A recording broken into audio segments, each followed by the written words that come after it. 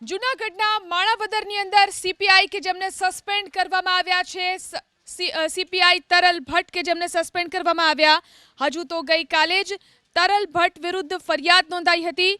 વાત એવી છે કે કેરળના કાર્તિક ભંડારીના બેંક ખાતાઓ સીઝ કરી દેવાયા હતા. બાદમાં આ મામલે પીઆઈ અરવિંદ ગોહિલ અને એએસઆઈ દીપક જાનીએ કાર્તિક ભંડારી પાસેથી મોટી રકમ માંગી હતી.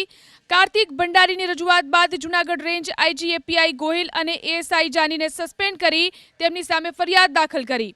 હવે સીપીઆઈ તરલ ભટ્ટને પણ સસ્પેન્ડ કરી દીધા છે. તપાસમાં ખુલ્યું કે તરલ ભટ્ટે જ ટેકનિકલ મદદ લીધી હતી.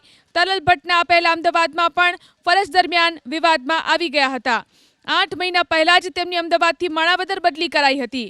હાલ આ સમગ્ર મામલે એટીએસને તપાસ સોંપવામાં આવી છે.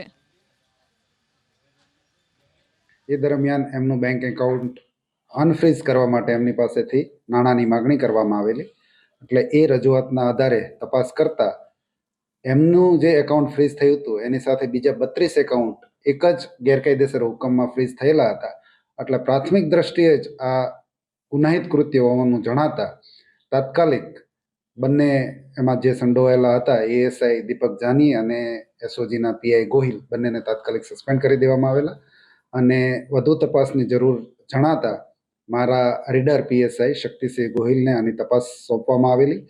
તાત્કાલિક અમારા પીઆઈ અને આખી ટીમ દ્વારા એસઓજી ઓફિસ ખાતે જઈ અને તમામ રેકોર્ડ કબજે લઈ લેવામાં આવેલ.